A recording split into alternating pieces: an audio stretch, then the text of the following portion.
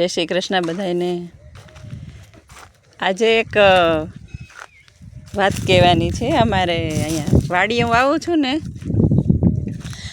અહીંયા આવી છું અત્યારે તો એક સરસ મજાનું એક વાત યાદ આવી છે કે એક બેને કાલે સ્ટેટસ સરસ મૂક્યું હતું, તો એ મેં વાંચ્યું ને પછી મેં કીધું એક વિડીયો બનાવું એનામાં કે ભાઈ એમ કે આ ખેડૂત છે એ છુપી રીતે દાન કરે છે એમ।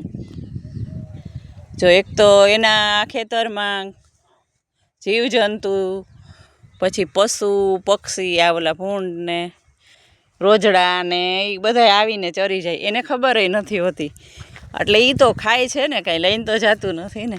તો કેટલો એમ કે ખેડૂત કેટલો એમ કે દાનવીર હોય, દયાળુ હોય એમ કે ભાઈ આપણે તો કંઈક કોકને આપ્યું હોય તો આપણે જાહેર કરીએ કે ઓહો મેં આમ આપ્યું ને તેમ આપ્યું ને બધું, ભાઈ ખાવાની વસ્તુ આપે છે એમાં શું એમ। તો પણ આ તો ખેડૂત તો છુપી રીતે દાન કરે છે, કેટલું બધું એના ખેતરમાં જો વાવેલું છે તો ખાતા જ હોય છે ને, કે ઈયળું હોય, આ કીડી મકોડા ને જીવજંતુ બધા એમ। પણ એણે ક્યાંય એવી રીતે કોઈને કીધું કે મારા ખેતરમાં ખાઈ જાય છે ને આમ તેમ।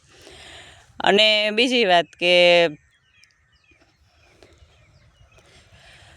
આપણે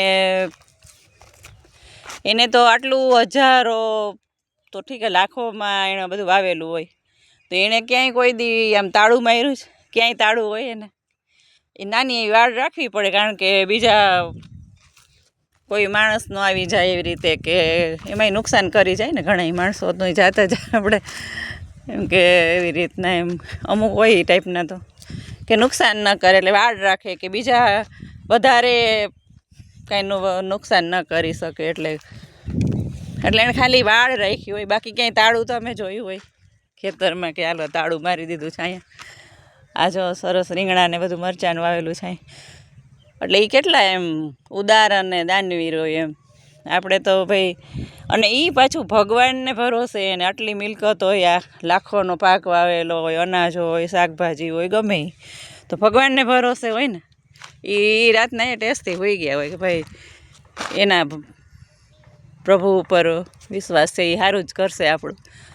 એટલે બીજા નંબરમાં કે આપણે અત્યારે તો ઠીક હાલો તમે કાંઈ પણ વાવો તો આપણે પાણી હોય, અમુક વાડીમાં ને પાણી ને હોય, કૂવો હોય, એટલે પછી અમુક સમય પહેલાં અમારે આપણે પાલખડા, પોરબંદર, રાણપર સાઈડ એવું હતું કે વરસાદ જ ન થતા પહેલાં। ક્યાં હતો હું તો એમ માનું છું કે મોદી સાહેબ CM બન્યા ને પછી આપણે ચોમાસાય સરસ જવા માંડ્યા, નહીં તો દુકાળ જ પડતો, એ બધાને ખ્યાલ જ હશે કે પાણી જ ન હોય તો અમુકને બિચારા ખેતીયારો હોય, આ વાડી હોય તો વેચીને એ શહેરમાં આવી જતા, કારણ કે કરે શું હવે, એને તો કાંઈ બીજું આવડતું ન હોય, ખેતી કરી હોય એણે, એટલે નાના મોટા કાં ધંધો કરે ને કાં ક્યાંક કામે જવું પડે કારખાનામાં કે એમ, એવી રીતે એટલે ખેતીવાડી વેચીને આવી રીતે કરતા હતા, આપણે નજરે જોયેલું છે, હું એ જ કહું છું।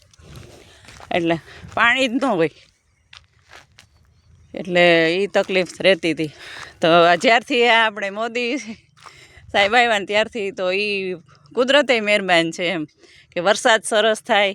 અને બીજા નંબરમાં નર્મદા લાઈન આવી ગઈ આપણે, એટલે પાણીની તો ક્યાંય તંગી જ નથી રહી। કેવા સરસ ગુજરાતના આપણે રોડ રસ્તા અને ગામે ગામ પાણી પહોંચી ગયું એમ, નર્મદાની લાઈન બધે।